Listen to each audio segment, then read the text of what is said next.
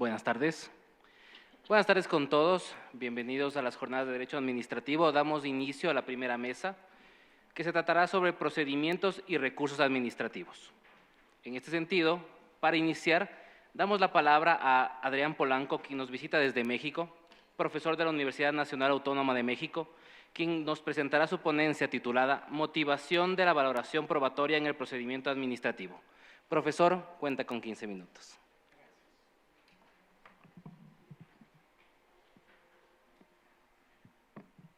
Muchas gracias. Buenas tardes a todos y a todas. ¿Cómo están? Es un gusto estar con ustedes. Como ya escucharon, voy a hablarles un poquito de la motivación de la sentencia en los procedimientos administrativos. Hago algunas precisiones. Como ustedes ya escucharon, soy mexicano, vengo de México. Mi trabajo está enfocado al procedimiento contencioso administrativo mexicano en el ámbito federal. México es una república federal, democrática, representativa.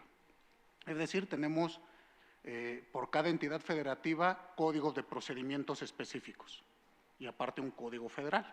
Entonces, de esto les vengo a platicar un poquito. Al igual que escuché hace un momento, en México tampoco tenemos código de procedimientos administrativos. Es una deuda que tenemos y esto nos genera serios problemas. Uno, en cuanto a la homologación de criterios, de procedimientos, y dos, al momento de decidir el procedimiento, la fase de decisión, que es propiamente donde está enmarcada mi conferencia. En la motivación, quiero que veamos algunos aspectos. Primero que nada, quiero puntualizar, estoy seguro que ya lo saben, nada más para efectos discursivos. Dividamos y entendamos que no es lo mismo valorar una prueba que motivar. Son dos actividades distintas.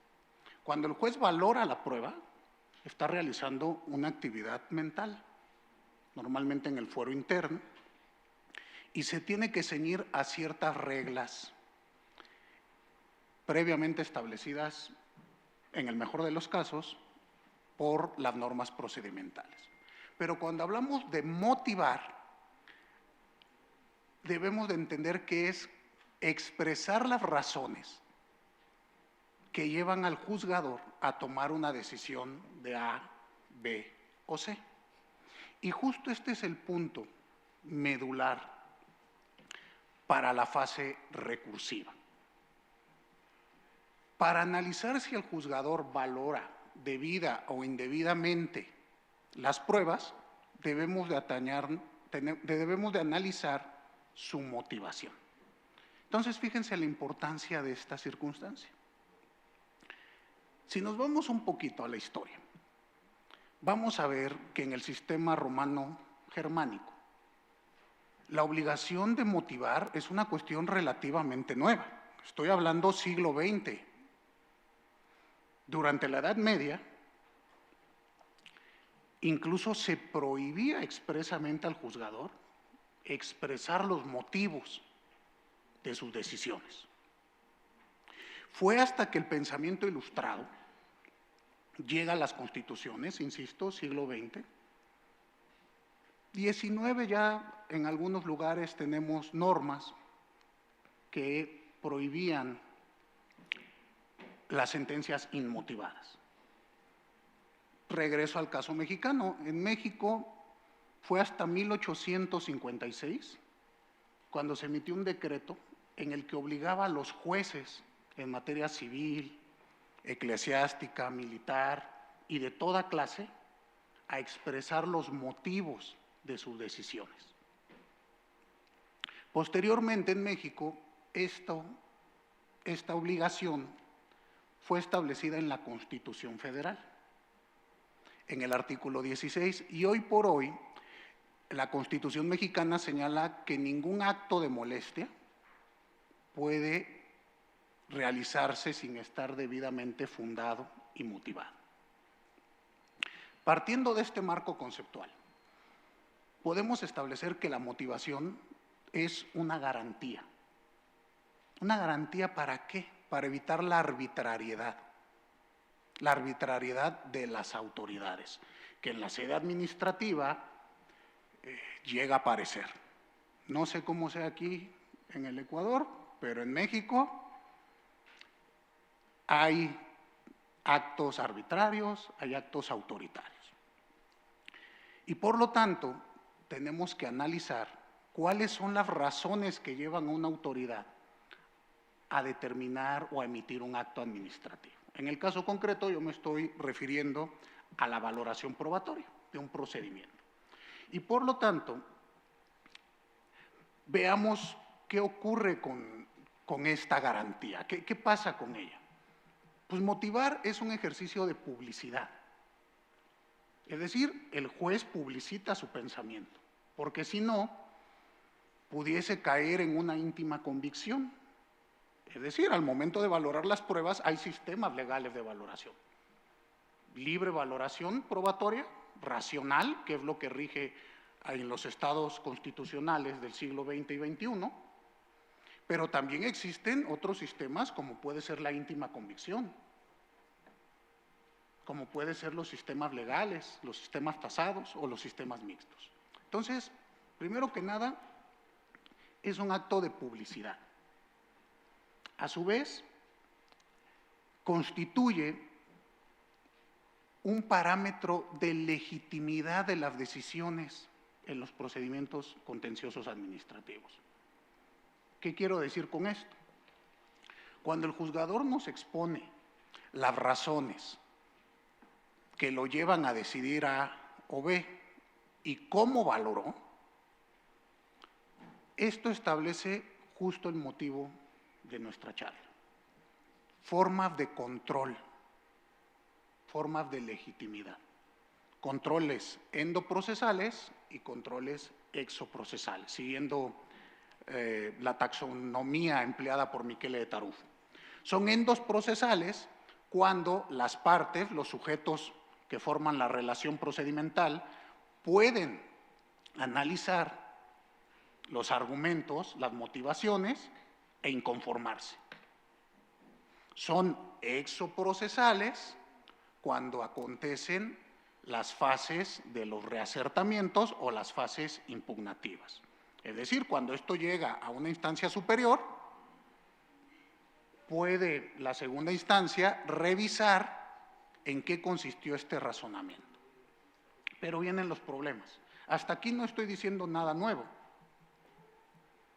Esto pues parece una verdad de perogrullo, una verdad más grande que un templo. Pero debemos de entender que en la práctica la motivación es un problema de todos los días. En la práctica vamos a encontrar ciertos sesgos que producen vicios al momento de emitir sentencias. Podemos encontrar un primer tipo de sesgo que es la motivación tácita o implícita. ¿Qué quiere decir esto? Que el órgano revisor únicamente dice, pues es que estuvo bien lo que ya hizo el juez de primera instancia, entonces pues no tiene sentido que sigamos dando vueltas sobre la motivación. Está debidamente motivado. Esto es tácito o viceversa. El juez de primera instancia dice, como esto ya fue motivo de decisión de un tribunal de cierre, pues ya tomo esto y con esto resuelvo. A esto le conocemos un vicio de motivación tácita.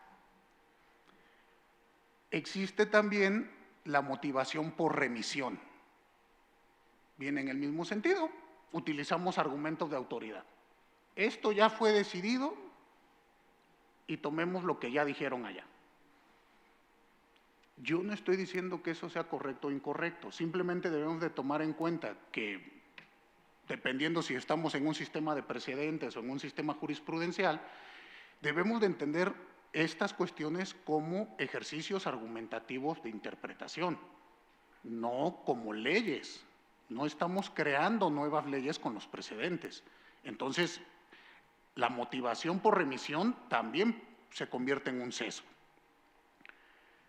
Lo mismo ocurre la motivación por selección de pruebas. Hay dos formas de realizar una motivación. Una que se conoce atómica y otra que se conoce como holística. Atómica es, escojo cuál de todas las pruebas me sirve y con eso es más que suficiente para resolver. Ya ni siquiera estudio lo demás. En materia administrativa esto se utiliza muchísimo. Y esto genera un sesgo en la motivación. La doctrina especializada nos ha indicado que debemos de realizar siempre análisis holísticos, es decir, en su conjunto. Lo mismo ocurre con la motivación de las pruebas periciales. En materia administrativa, la motivación de la prueba pericial muchas veces se encuentra sesgada y se le otorga valor al perito oficial por el solo hecho de ser un perito oficial. Y esto también va generando estos problemas. ¿Por qué? Porque la garantía de la motivación pues, se desnaturaliza. Tenemos otro vicio que es la motivación incomprensible. Esta afecta la capacidad comunicativa. ¿Qué quiere decir? Que el mensaje de la autoridad no le llega a las partes, no se entiende por qué está resolviendo A o por qué está resolviendo B, o cuáles son las razones por las que le otorgó valor a la prueba o al conjunto de pruebas. O luego lo más importante, ¿por qué no les otorgó valor a otras pruebas? Porque tiene que verificar ambos. ¿Por qué me das valor o por qué no le das valor? Y por último, existe otro sesgo que es la motivación minimalista. ¿A qué se refiere? Pues a una motivación mínima que no nos permite entender justificadamente cómo llegó a tal o cual razonamiento. Por lo tanto, no podemos entender como una motivación racional aquella que presente alguno de estos sesgos. Querido profesor, tenemos un minuto para terminar. Gracias. Cierro. Al respecto, me gustaría nada más que ustedes revisen una resolución de la Corte Nacional de aquí de Ecuador, de la Sala Especializada en lo Contencioso Tributario, en el recurso 17502, diagonal 2007, diagonal 24867. Y justo en esta resolución abordan varios de estos sesgos en la motivación. Si tienen ustedes oportunidad, el tiempo se me ha acabado, yo quedo a sus órdenes y les agradezco mucho. Gracias. Agradecemos al profesor Polanco por su valiosa ponencia. A continuación damos la palabra a Gastón Velázquez, profesor de la Universidad Andina Simón Bolívar, quien nos presentará su ponencia titulada Principios, Procedimiento Administrativo e Indeterminación.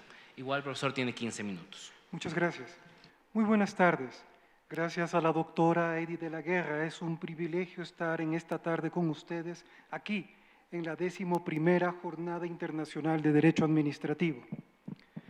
Es un valioso espacio para el intercambio de ideas, erigido por la doctora de la Guerra y también por los doctores César Montaño, rector de esta querida Casa de Estudios, y el doctor Jaime Villacreces, presidente de IDEAS.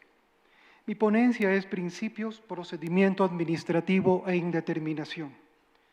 La investigación busca explicar una particularidad que probablemente algunos de ustedes en algún momento se preguntó, de acuerdo a la actividad legislativa, ¿por qué el legislador designa como principios del procedimiento administrativo a la tipicidad y a la irretroactividad en el Código Orgánico Administrativo Ecuatoriano, en adelante COA?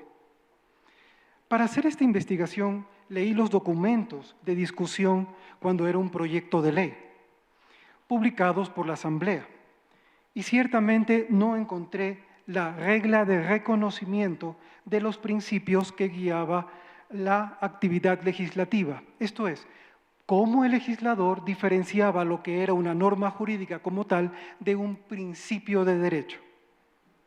Busqué luego la respuesta acudiendo a doctrinarios influyentes, al menos en lo que es el ámbito de la judicatura, me refiero a Alexis y a Working, pero ciertamente generaron más interrogantes que respuestas. De hecho, a quienes estén interesados en un análisis que he realizado sobre la doctrina de estos autores en cuanto a los principios, les sugiero mi artículo Naturaleza y función de los principios de la interpretación operativa, publicado por la revista de filosofía Prudentia Iuris. Sin un referente legislativo y sin un referente doctrinario claro, se hizo necesario entonces identificar una característica de los principios que por una parte me permitiera reconocerlos y por tanto diferenciarlos de la norma jurídica y por otra parte no contradijera el uso que le daba el legislador ecuatoriano.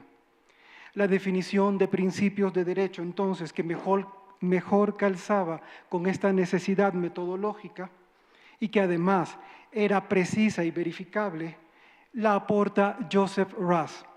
Para Raz, el principio es toda norma que busca actos inespecíficos. Vean ustedes, un principio por definición busca actos inespecíficos.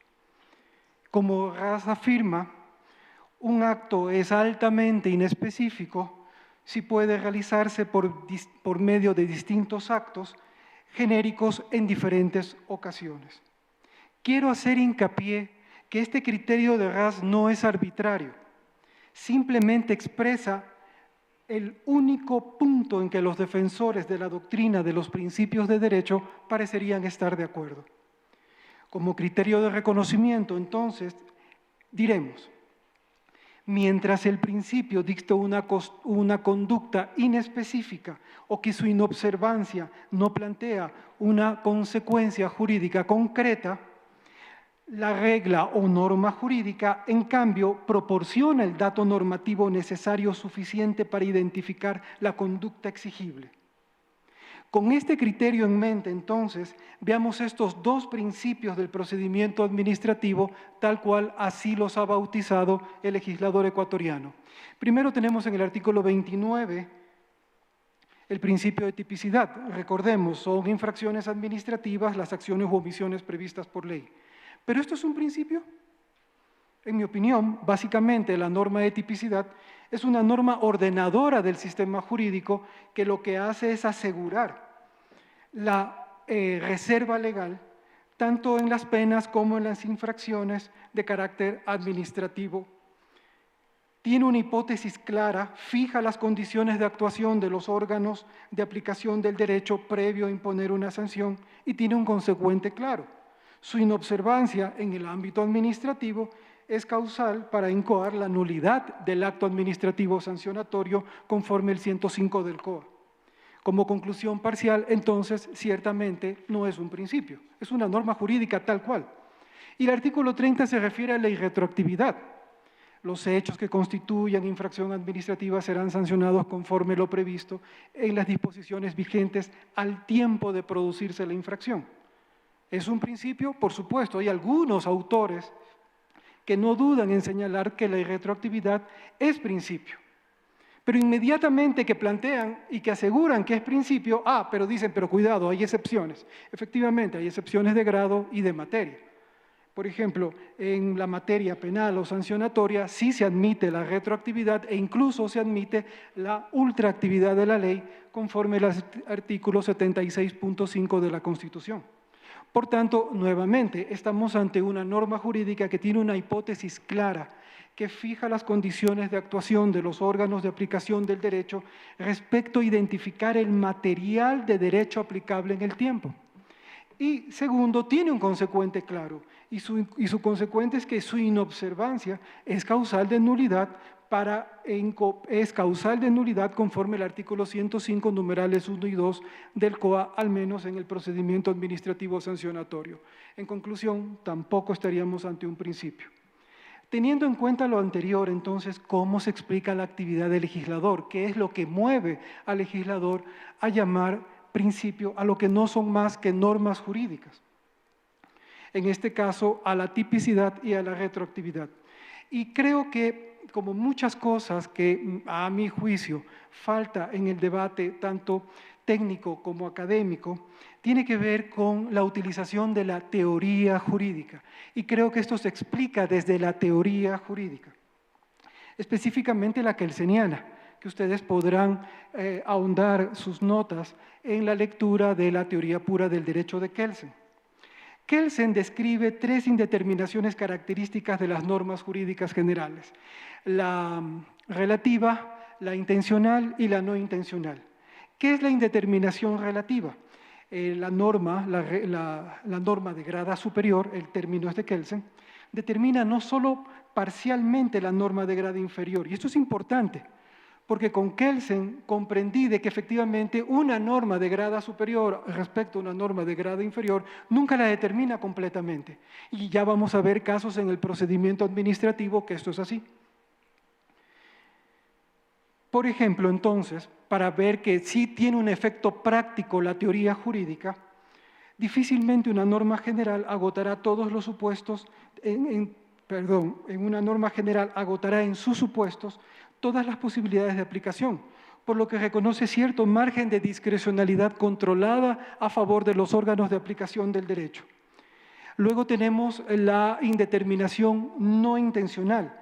Esta se produce cuando el legislador o el constituyente incurre en una discrepancia entre su voluntad y el modo en que ésta se expresa.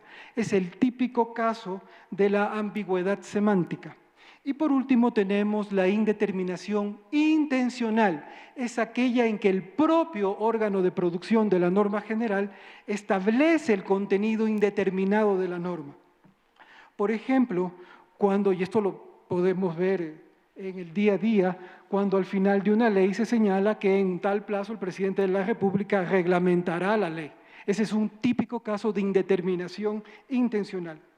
En el procedimiento administrativo vemos claramente estas indeterminaciones advertidas por Kelsen en los espacios en que la norma expresamente requiere valoraciones del órgano de aplicación. Valoraciones controladas sí, pero finalmente valoraciones, como por ejemplo al incoarlo por decisión propia, esto es de oficio, a instancia de parte, por disposición de autoridad, los criterios de priorización de los expedientes, en la instrucción, en lo concerniente a justamente lo que decía el conferencista que me anticipó en la palabra, en lo concerniente a los requerimientos probatorios, en cuanto a la prórroga de términos, plazos, en la resolución, al elegir el contenido interpretativo dentro de algunas posibilidades que podrían ser también toleradas por el ordenamiento jurídico, y finalmente en la ejecución, en cuanto al modo, tiempo y lugar en que el contenido del acto administrativo se realiza. La investigación entonces concluye que esta técnica legislativa que analizamos en el COA, esto es, el uso de la voz principio, es un acto deliberado por el cual el legislador impone como norma general su valoración dominada por la vaguedad semántica, como un principio, donde, según Kelsen, el órgano de creación del derecho traslada al órgano de aplicación la tarea de completar ciertos aspectos del cuadro normativo mediante valoraciones de circunstancias o incluso conceptos indeterminados como oportunidad, necesidad, justicia, etc. Pero aunque no quedan dudas razonables de que estamos ante un caso de indeterminación intencional de la norma general, en el caso de la técnica jurídica de la técnica legislativa aplicada en el COA, la lógica subyacente difiere a la anticipada por Kelsen, en cuanto no procura abrir espacios de valoración en aras de la flexibilidad del derecho, sino de clausurarlos mediante categorizaciones equívocas o simplemente el criterio contingente del órgano de aplicación del derecho. Kelsen pensaba que el uso de indeterminados y entre ellos los principios obedecía a la intención del legislador de crear un espacio de valoración a los órganos de aplicación que vuelva funcional el sistema de normas. Pero en el COA no hay margen, en los artículos 29 y 30 que acabo de señalar, no hay margen para una valoración utilitaria. Si bien es posible valorar las condiciones fácticas, resulta problemático aplicar una valoración subjetiva a normas sistémicas como la tipicidad y la irretroactividad. Esta es entonces la conclusión a la que llego producto de la investigación realizada. La conclusión final entonces es que sí, estamos ante un caso de indeterminación, pero lo que busca el legislador no es trasladar ya un cierto margen de discrecionalidad al órgano de aplicación del derecho, sino que la técnica legislativa, al llamar principios a normas jurídicas como reglas, tiene implicaciones relevantes de las cuales he detectado 3, que es la que me permito compartir con ustedes en esta tarde. Primera condición, amplía la vaguedad lingüística, que ya de por sí tiene el derecho, ahora con la formulación deliberadamente ambigua de ciertas normas con un tratamiento como si se tratara de principios. Segunda implicación, segunda conclusión, desplaza, y esta es mi opinión la más grave, desplaza la legitimidad desde la ley democráticamente promulgada hacia la valoración subjetiva del órgano de aplicación. Tercera implicación, facilita entonces, como ahora ya no depende de la ley, sino de la valoración que de ésta haga el órgano de aplicación del derecho, que sean sus consideraciones ideológicas que puedan invadir el material del derecho que va a aplicar y de esta manera afectando su imparcialidad por consideraciones de carácter ideológico. En otras palabras, no es neutral, no es inocente, en mi opinión, esta calificación arbitraria que nos ofrece el legislador ecuatoriano. Es una estrategia política, jurídica, el tiempo eso ameritará futuras disquisiciones, pero es una estrategia clara que lo que busca es desplazar la legitimidad de la ley como voluntad soberana es a las interpretaciones que los órganos de aplicación del derecho puedan realizar. Muchas gracias. Agradecemos al profesor Velázquez por su importante e interesante ponencia. Damos la palabra a Francisco Silva, profesor de la Universidad Andina Simón Bolívar, quien presentará su ponencia titulada La buena administración e integridad como derecho subjetivo del ciudadano, implicancias dentro del procedimiento administrativo. Profesor, 15 minutos.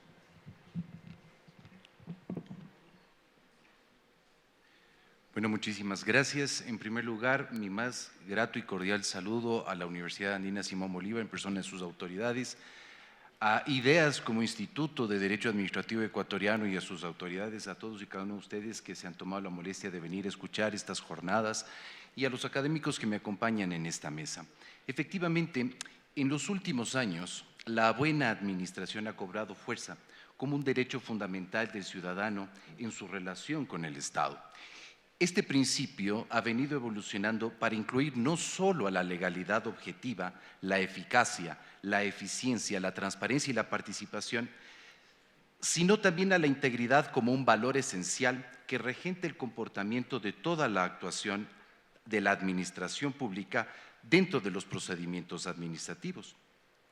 Es por ello que entender y debemos entender a la integridad como el resultado de la coherencia entre los valores éticos y la moral reflejados en las acciones de los servidores públicos, motivo por el cual se erige como un eje estructurante del buen gobierno y del buen procedimiento administrativo. Se puede colegir entonces que la buena administración en la actualidad se torna como un criterio diferenciador de la pasividad administrativa, toda vez que al insertarse este criterio a todos los niveles de la administración, se irradia hacia el procedimiento administrativo de manera general, la satisfacción de necesidades colectivas, el dinamismo de la administración, la proactividad, el servicio público eficiente, la ejecución de buenas prácticas y el gobierno electrónico, entre tantas otras.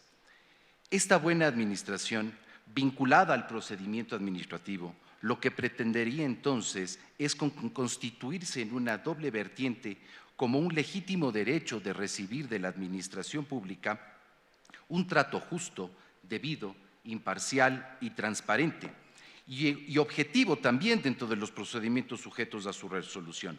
Y al mismo tiempo también se torna en una garantía de cara a los ciudadanos, quienes obtienen certezas respecto a una actuación íntegra de la administración pública, generando confianza legítima en la motivación de sus decisiones. En este contexto podemos inferir que al tiempo de que la Administración evoque su decisión dentro de un procedimiento administrativo, sea cual fuere su especie, la Administración debe revestirse de legitimidad y congruencia en la actuación, a fin de garantizar a la ciudadanía que su intervención y manifestación de voluntad guardan sentido y persiguen el bien público, siendo además que reflejan la integridad que persigue la ética y la moral. Por lo tanto, nunca la falta de motivación o el desvío de la Administración puede guardar congruencia con la ética y con la moral. Esto ha impulsado un cambio en la forma de mirar a la corrupción, es decir, no solamente como el delito, sino como el perjuicio directo a la economía y a la sociedad, así como el antivalor que lesiona el prestigio, la credibilidad y la legitimidad de la Administración, problema que impide el desarrollo de las naciones y limita la cantidad de recursos públicos que se ponen a satisfacción de necesidades públicas. Ahora bien, la integridad no puede ser un calificativo de un mero deber ser de la actuación de la Administración, pues es necesario concretarla en el sentimiento de servicio como una norma de conducta de quien, sea por la confianza política depositada, estos en los cargos de elección popular, o sea bien por los procesos de elección, sea por los procesos de selección de personal a través de concursos de méritos y oposición, busca hacer suyos e interiorizar este conjunto de valores superiores que se ven reflejados en la corrección de los actos de gobierno y en los actos administrativos. Por lo tanto, vemos a la integridad como un estándar conductual de la administración pública a fin de que actúe no solo con una conducta jurídica vinculante que el derecho nos exige, sino con otra serie de convicciones informales y expectativas de comportamiento que generen prestigio, confianza y aprecio desde la sociedad. Es en ese sentido que cuando analizamos a la administración desde lo procedimental, la integridad supone que el administrador público no solo debe tener sembradas convicciones éticas internas para evocar su actuación, sino que éstas deben ser coherentes con las exigencias jurídicas externas, con la finalidad de que posean capacidad y fuerza suficiente para conducir la actuación, no solo cuando la norma lo prevé, sino cuando la norma habilita ese espectro deliberativo al que llamamos discrecionalidad. Si somos cautos y vemos entonces que las implicancias de la buena administración e integridad en el derecho procedimental administrativo las debemos observar bajo la premisa de que el procedimiento no debe concebirse como una simple secuencia formal de pasos rituales, sino como una garantía sustancial de los derechos que conjuga la obligación legal de llevar a cabo un procedimiento debido para evocar una decisión motivada. Es decir, implica el respeto al debido proceso, la motivación, lo que nos lleva a consolidar lo que llamamos buena administración. Por ello, podemos sostener que la implicación de la buena administración en el campo procedimental administrativo surge por el mismo hecho de que la función administrativa se desarrolla por el ejercicio de potestades, por lo que implica la existencia y el advenimiento de una obligación de sujeción por parte de los administrados a aquello que la administración dice, pero también el sometimiento de quienes ejercen esa potestad para el deber del buen actuar y del buen obrar. Pues si la regulación de las actividades que diariamente ejecuta la administración posee la obligación de emanarse acompañadas de seguridad jurídica y certeza hacia el ciudadano, resultaría ingenuo creer que el legislador pueda prever o avisorar todas las posibilidades conductuales que se requieran regular. Por otra parte, es recurrente escuchar referirse a la legitimidad administrativa, pero desde lo retórico, lo memorístico, lo modélico y lo refranero, pero sin lograr entrever cómo es que existe esa vinculación entre legitimidad administrativa y buena administración. Desde una postura clásica, la legitimación se deriva de la ejecución de la ley, lo que supone entender que la administración pública estaría legitimada en la medida que se dedique a ejecutar la ley. Esto se conoce como el paradigma burocrático monopolíticamente correcto, es decir, esta concepción clásica del derecho administrativo la vemos reflejada en una realidad que hasta ahora se mantiene vigente y dominante. Pues cuando acudimos a varios autores, a varios académicos, este modelo formal de legitimación administrativa empieza a perder un poco de fuerza. Para el concepto de buena administración, este paradigma afecta estructuralmente al sistema normativo que instruye a la actividad administrativa en su campo de acción, pues indudablemente el buscar evitar la pasividad y la inoperancia crece el campo de la discrecionalidad y justamente ahí es donde se infecta o podría infectarse ese virus al que llamamos arbitrariedad. Es por ello que cuando nos referimos a la discrecionalidad como un tipo de actuación, vemos que esta comporta al menos dos consecuencias jurídicas. La primera, un impacto en esa idea tradicional de lo que llamamos legitimidad administrativa, lo que llamamos interés público, y otra sobre la que se circunscribe a la ejecución de la ley. En ese punto es necesario aclarar que dentro del procedimiento administrativo o en general toda actuación de la administración, jamás la administración pública puede confundir la libertad de la discrecionalidad con la condena de la arbitrariedad. Esto sustentado en que la discrecionalidad pertenece al grupo de la legitimidad que la ley otorga al órgano resolutivo y decisor esa capacidad de obrar de manera racional para suplir y compensar las ineficiencias normativas bajo criterios de legitimidad, ponderación y coherencia. Podemos entonces decir que los fines del procedimiento administrativo son en definitiva los fines de la administración pública y los propios fines estatales. Lo dicho nos permite entrever que el procedimiento no es una simple formalidad, sino una herramienta imperativa de los derechos de la ciudadanía al tiempo de estabilizar y normalizar un comportamiento justo, legítimo y transparente de la administración. De lo expuesto, se desprende que el procedimiento es un elemento central del derecho administrativo que otorga la capacidad de que aquellos errores puedan ser prevenidos, limitados, solventados y solucionados. Pero no queda solo en esta arista, pues el procedimiento permite también documentar racionalmente ese tránsito que ha llevado a la administración a tomar una resolución y a emanar su voluntad. Ahora bien, pese a lo señalado, es importante destacar que al procedimiento lo podemos mirar desde dos visiones totalmente distintas. La primera, solventada desde el deber ser, y la segunda desde la realidad, lo que nos lleva a pragmatizar el derecho administrativo desde aquello que sucede en la práctica y esa búsqueda por encauzar la actuación de la administración hacia lo filosófico que llamamos buena administración. Ese deber ser del procedimiento no puede quedarse en un enunciado en el cual le damos un valor conceptual, sino que debe ser fuente viva de ese cauce jurídico procedimental correcto que debe regir a toda la actividad administrativa. Vemos a diario que en el quehacer de la administración pública no llega a enterarse el funcionario actuante de esa lesión real, visible e invisible que genera el desvío, la pasividad, la inmoralidad y la mediocridad respecto a la actuación, así como los daños irreparables al erario público y otros tantos al interés público que dicen sostener y dicen proteger.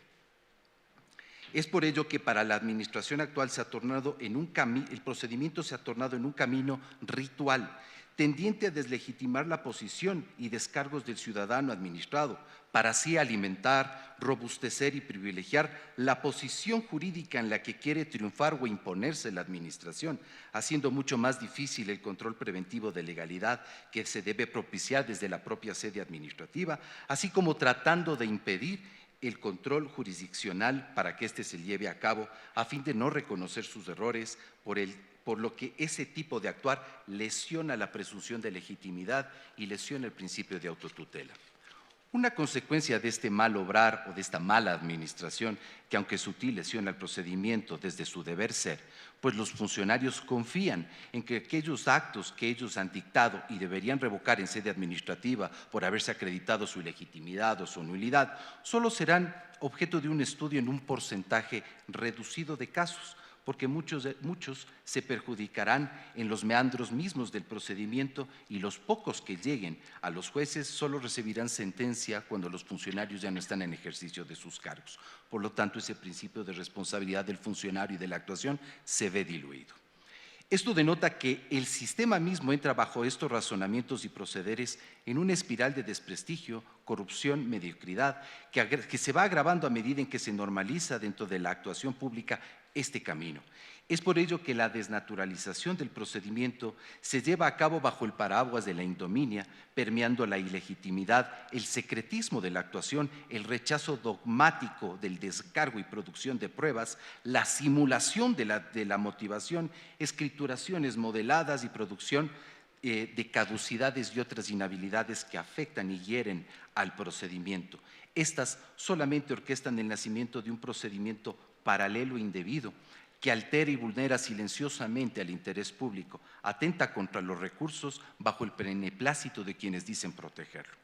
Finalmente, cuando hablamos de la incorporación de la integridad al procedimiento, implica medidas concretas para prevenir conflictos de intereses, desvíos en la actuación, garantizar la independencia de los funcionarios intervinientes y promover la rendición de cuentas. Es justamente que la ausencia de integridad en la actuación de la administración dentro del procedimiento permite su desnaturalización y orquesta prácticas indebidas. Para concluir, la buena administración y la integridad se constituyen como pilares fundamentales del derecho, del Estado democrático y de derecho. Su reconocimiento como derechos subjetivos del ciudadano implica no solo una mejora en la calidad de servicio público, sino también en el cambio de paradigma en la relación entre Estado y sociedad. El derecho procedimental, por tanto, debe adaptarse para garantizar el cumplimiento efectivo de estos derechos a través de normas claras, mecanismos de control y una cultura administrativa centrada en la ética y en la responsabilidad. Solamente así será posible constituir una administración al servicio del ciudadano y al servicio del interés general. Muchísimas gracias. Agradecemos al profesor Francisco Silva por su valiosa ponencia. A continuación le damos la palabra a Pamela Saúd Endara, profesora de la Universidad Andina Simón Bolívar, quien nos presentará su ponencia titulada Los reclamos administrativos en el marco de la aplicación de acuerdos comerciales dentro de la contratación pública. Profesora, tiene 15 minutos. Muchísimas gracias. Muy buena tarde con todos los presentes. Para mí es un honor estar participando en esta 11ª Jornada Internacional del Derecho Administrativo. Agradecer a la Universidad Andina Simón Bolívar, mi casa de estudios, mi casa de docencia igualmente, al Instituto Ideas, quien somos parte pues, de un grupo académico que en verdad somos muy comprometidos con esta pasión, de la cual nos ha llamado hoy día, que es el derecho administrativo a todos nosotros aquí presentes. Un agrado compartir con mis colegas excelentes profesionales y docentes en esta mesa. Espero que puedan disfrutar cada día, cada mesa, cada exposición y bueno, saquemos provecho a este evento académico tan importante. Bueno, yo he querido hacer un poco de énfasis en este tema respecto a los reclamos, impugnaciones y recursos enmarcados a los acuerdos comerciales que se relacionan a la contratación pública.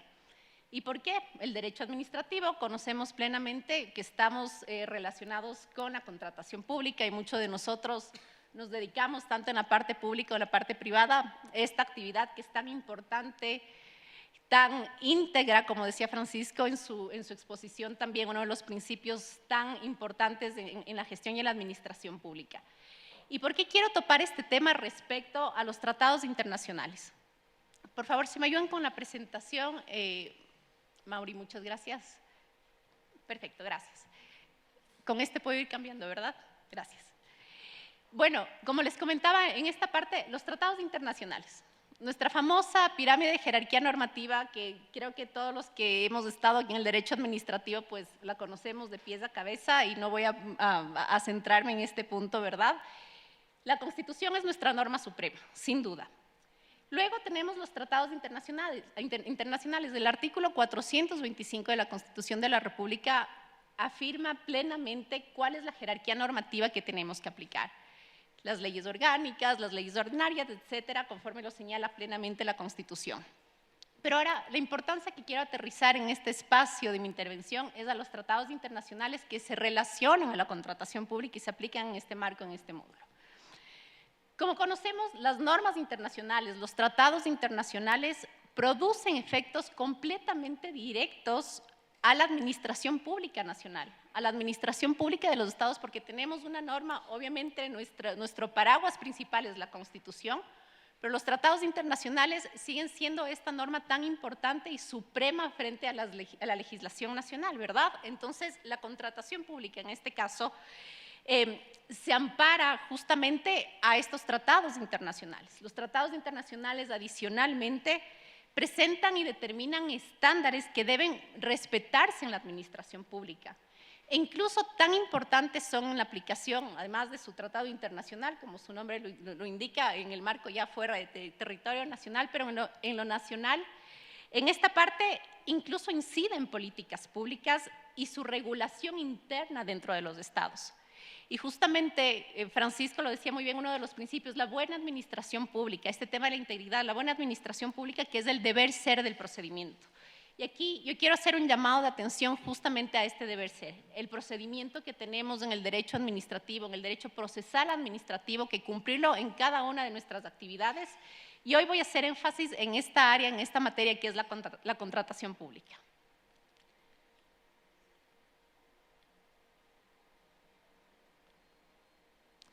Bueno, como es de conocimiento de todos, tenemos 5 acuerdos comerciales, 5 tratados internacionales que se aplican a la contratación pública. Tal vez para los que no están tan involucrados en la contratación pública, les comento que desde el año 2016, enero de 2017, plenamente entró en vigencia el primer acuerdo comercial, que este tratado internacional aplicable a la contratación pública, que es con la Unión Europea, ¿sí? Y tenemos con los países de la EFTA, que son de libre comercio igual de Europa. Gran Bretaña, ustedes conocen que justamente la situación actual de ese país se separó de los países de la Unión Europea, pero se hizo una adhesión mutis. Igualmente todo ese tema de todo el tratado internacional que tenía la Unión Europea se trasladó al país de Gran Bretaña, por lo tanto se reconfirmó justamente este tratado internacional con Gran Bretaña y todos esos países aliados. Chile, tenemos un tratado comercial con el país de Chile aplicable a la contratación pública y finalmente en octubre del 2024 se suscribió el último tratado internacional por el momento, que es con Costa Rica, ¿sí? Entonces tenemos estos 5 tratados internacionales que aplican a la contratación pública y como lo había mencionado anteriormente, tratados internacionales que están sobre la legislación nacional por la jerarquía normativa que lo aplica. Si un poquito vamos indagando, yo les invito a las personas tal vez que no están muy involucradas en la contratación pública, porque este tratado internacional habla del derecho administrativo, incluso no solo de la contratación pública, tenemos varios acápites de contratación pública, tenemos el tema de propiedad intelectual, que es parte del derecho administrativo también, de los cuales se acogen estos tratados internacionales y posiblemente vendrán algunos más y hay que estar siempre atentos a esta actualización justamente y vigencia de estos tratados. Pero estos 5 son los que actualmente están vigentes en nuestro país y se aplican a la contratación pública. De una manera súper breve quisiera justamente mencionarles a ustedes que la verificación de la aplicación de estos tratados internacionales, señores, es de cumplimiento obligatorio. Y resalto este tema, aunque no debería serlo, en el sentido de que un tratado internacional ya por conocimiento público es una legislación, una norma internacional que es de cumplimiento obligatorio, pero tal ha sido incluso yo creo la falta de información y desconocimiento de las personas que estamos en el derecho administrativo, un poco involucrados los funcionarios públicos, que ya en el reglamento actualmente vigente se ha determinado, dicho, señores, los que hacemos contratación pública, entidades contratantes, en la fase preparatoria es completamente obligatorio realizar la verificación de si aplican o no estos tratados internacionales, ¿sí? ¿Con qué fin? Con verificar si esa contratación está cubierta o no por los tratados internacionales. Entonces tenemos 5 tratados de los cuales tenemos que hacer la verificación por cada uno de estos tratados, ¿sí? Es una verificación que por suerte los tratados han sido bastante homogéneos, tienen prácticamente el mismo contenido y el mismo sistema, son estas 4 fases para poder verificar si es que una contratación pública está cubierta o no por estos tratados internacionales. El primero es verificar si esa entidad pública está en el listado de estos tratados. Ustedes van a encontrar esa lista de las entidades para ver si esta entidad está cubierta y se aplica o no el tratado internacional. Si el objeto de contratación está igual en el listado en los tratados internacionales o tal vez tiene algunas excepciones. Ejemplo, para la provincia de Galápagos, les pongo un ejemplo muy breve. señala expresamente los tratados internacionales, los 5 tratados internacionales, que al ser el régimen de Galápagos un régimen especial, no se aplican estos tratados. Por lo tanto, todas las entidades contratantes de Galápagos no aplican la contratación pública en base a estos tratados internacionales, seguridad interna y externa del Estado, y en fin, algunas excepciones que presenta cada uno de estos tratados internacionales. De igual manera, otro de los puntos que tenemos que verificar para visualizar y confirmar si es que esa contratación está cubierta es el umbral. Cada tratado internacional, ustedes van a encontrar umbrales, montos. Por lo tanto, si su presupuesto referencial de ese procedimiento de contratación pública es igual o supera este umbral determinado para su procedimiento de contratación respecto a estos tratados internacionales, pues efectivamente su contratación está cubierta y le aplica el tratado internacional. Y finalmente, una verificación que es un poco más práctica, que es un código de producción, un código central de productos, que es el famoso CPC que lo conocemos, en los cuales se verifica una nomenclatura para poder reconfirmar que ese objeto de contratación es parte del tratado. Con estos 4 pasos simples se hace la verificación y usted va a poder determinar de manera obligatoria en la etapa en la fase preparatoria si su contratación está cubierta o no. Esto como un breve preámbulo en el sentido de qué hablamos cuando yo quiero un poco hacer la explicación respecto a los reclamos y las impugnaciones de los tratados internacionales. Primera conclusión, tratados internacionales de cumplimiento obligatorio. Segundo, tratados internacionales jerárquicamente superiores a la normativa nacional, evidentemente, conforme lo señala y expresamente lo determina el 425 de nuestra Constitución de la República.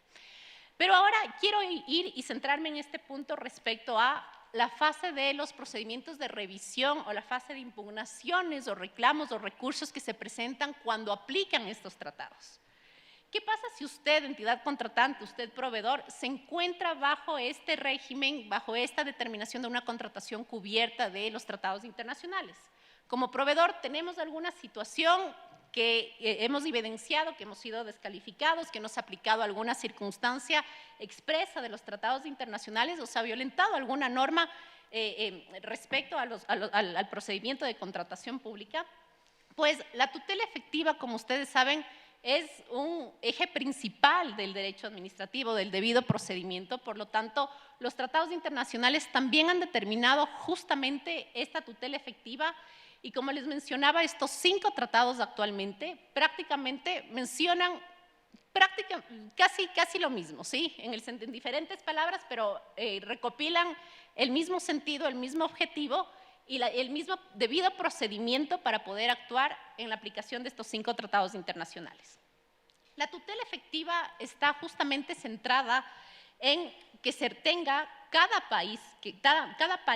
miembro parte de estos tratados internacionales. En este caso dice Ecuador, usted al haber suscrito como país, al ser miembro parte de estos tratados internacionales, va a garantizar esta tutela efectiva y vamos a determinar que los procedimientos nacionales o los procedimientos internos de revisión se lo puedan aplicar. ¿Cómo? A través de que existan procedimientos de revisión administrativos o en el tema judicial. Y vienen aquí los principios que tanto conocemos, que tanto hacemos énfasis nosotros los del derecho administrativo y procesal, que sea oportuno, que sea eficaz, que sea transparente, que no sea discriminatorio, que tenga justamente un tema imparcial y que esté de acuerdo con el principio del debido proceso que prácticamente lo establece nuestra Constitución en el artículo 76, ¿sí? Por ello, esta tutela efectiva, este debido procedimiento de justamente respecto a los procedimientos internos de revisión, tiene medidas cautelares, medidas correctivas también para poder proteger a ese proveedor o a esa persona que se siente afectado en caso de que exista alguna situación que se lo haya prácticamente determinado dentro de un procedimiento de contratación pública. Y son medidas correctivas que ustedes habrán escuchado en nuestra norma nacional, en la Ley Orgánica del Sistema Nacional de Contratación Pública también, medidas provisionales para justamente determinar hallazgos, observaciones, incluso la suspensión de los procedimientos de este tratado internacional. Estos tratados internacionales también determinan estas medidas correctivas y las rectificaciones en caso que se hayan determinado las violaciones respecto a alguna norma o alguna forma justamente de la actuación y la aplicación de estos tratados internacionales. Querida profesora, tenemos un minuto para su Gracias. cierre. Respecto a los reclamos, en esta parte, la entidad contratante, los tratados internacionales señalan y dicen, ok, las entidades contratantes de manera imparcial, de manera transparente e íntegra, tienen que resolver de manera motivada justamente esos reclamos que se presentan, y está justamente conllevado al artículo 102 de la ley. Pero aquí viene un tema respecto a la impugnación. Las impugnaciones respecto al recurso de apelación, y quiero robarme un minuto más para nada más configurar esta presentación y esta idea que les tengo.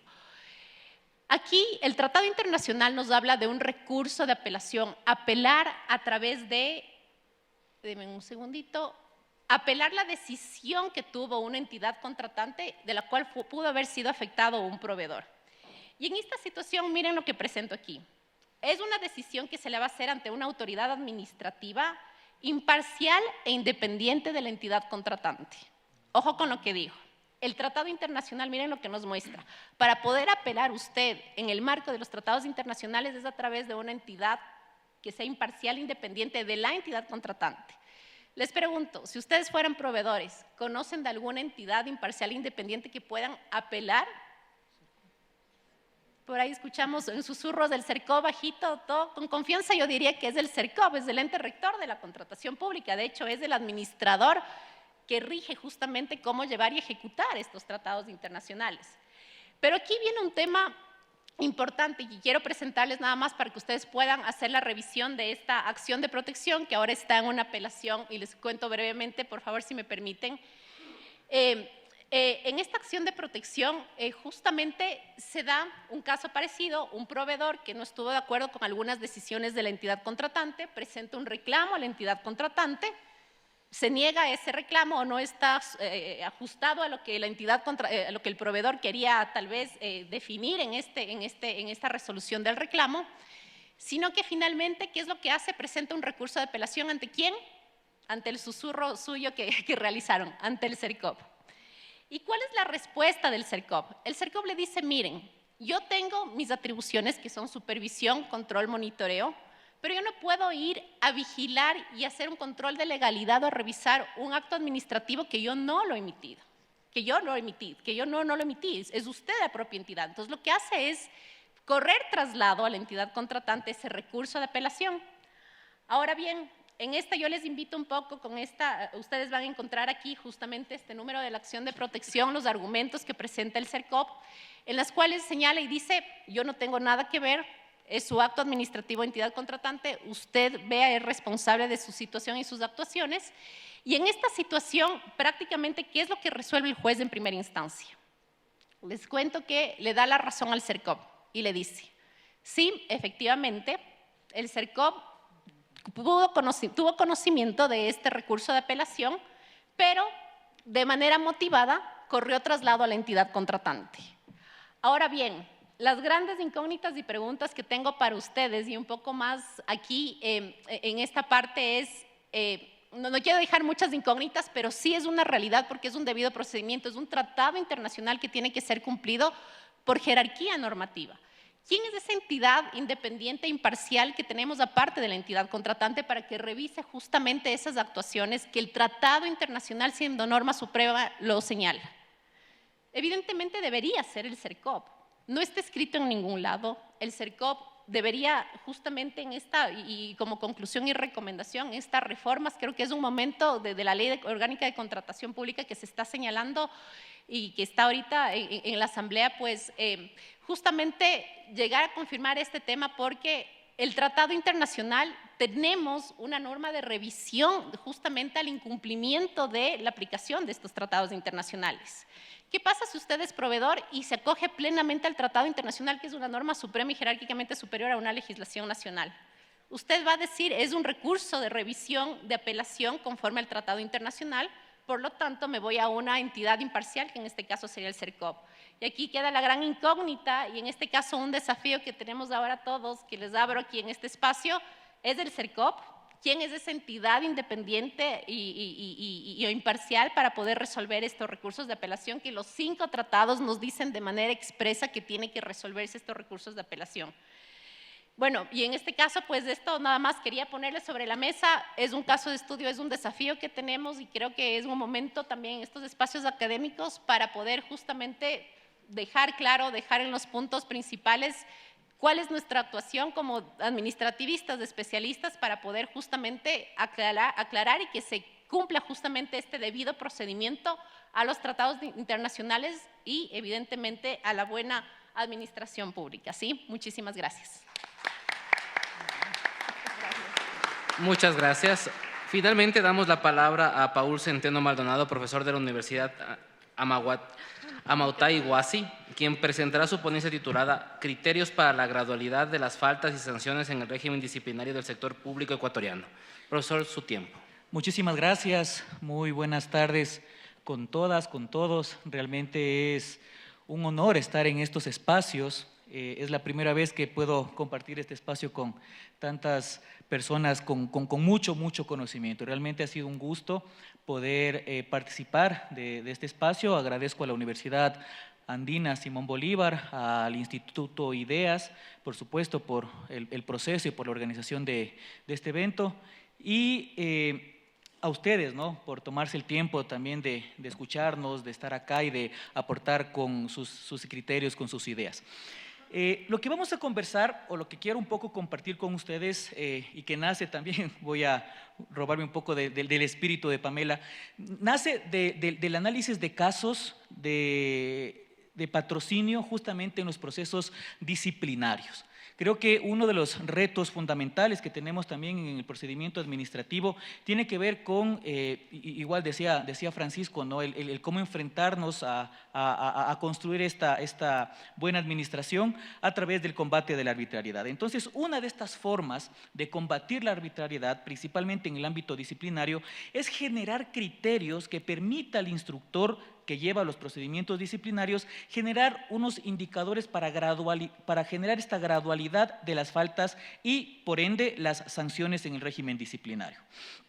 En este sentido, lo primero que nosotros debemos partir es entender justamente que la responsabilidad disciplinaria y la potestad sancionadora en el ámbito disciplinario surge como esta característica propia del ius puniendi que tiene el Estado a través del ejercicio del poder sancionador, ¿sí? Y en el ámbito disciplinario, a diferencia del ámbito penal o el ámbito civil, no tiene como una finalidad de reparar daños o castigar, sino precautelar uno de los bienes fundamentales de la administración pública, que tiene que ver con su eficiencia y la confianza que tiene la ciudadanía en el aparato estatal. Y este ejercicio de poder que tiene la administración pública se aplica a un grupo de personas que tienen una relación especial de sujeción con la administración pública. Estamos hablando de los servidores públicos, ¿sí? Y, reitero, tiene una finalidad correctiva más que una finalidad de castigar, y que los hechos que fueron producidos por esta conducta sean restablecidos y regrese el orden funcional alterado por esa conducta. Desde esta comprensión debemos nosotros entender, y una de las primeras dificultades cuando analizamos esto es que no tenemos un cuerpo normativo que regule realmente todas las instituciones a nivel del país de forma disciplinaria. Si bien es cierto, tenemos una ley que es la Ley Orgánica del Servicio Público, sí, pero si nosotros revisamos igual su contenido, tiene más excepciones que generalidades. Es así que si nosotros nos enfocamos a la LOCEP, vemos que en torno a la clasificación de las faltas disciplinarias tenemos dos: las faltas graves y las faltas leves, ¿sí? Sin embargo, si nosotros revisamos normativa sectorial, como el Código Orgánico de la Función Judicial, el Código Orgánico de Entidades de Seguridad Ciudadana y Orden Público, la Ley Orgánica de Educación Superior, entre otras, vemos que en el ámbito disciplinario se incluyen otros tipos de niveles de gravedad. Tenemos las faltas leves, las faltas graves, las faltas gravísimas, en algunas normativas le llaman también faltas atentatorias en el ámbito militar y policial. Entonces, no tenemos una armonía en la determinación de las características de cada una de los niveles de gravedad.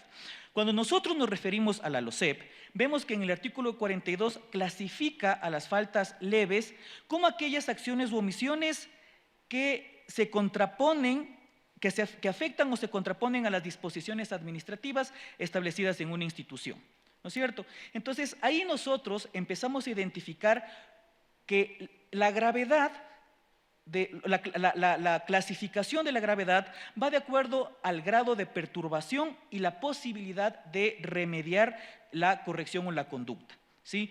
Entonces, nosotros vemos que una falta leve puede inducirse a aquella posibilidad de reversibilidad de la conducta y que puede ser subsanada sin mayores efectos contra la administración pública. En cambio, cuando nosotros encontramos a las faltas graves en el artículo 42, literal B,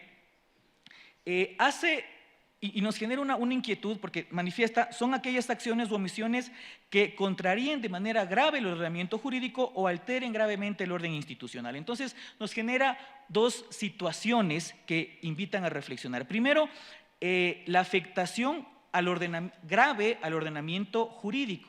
Y por otro lado, la alteración al orden institucional, ¿sí?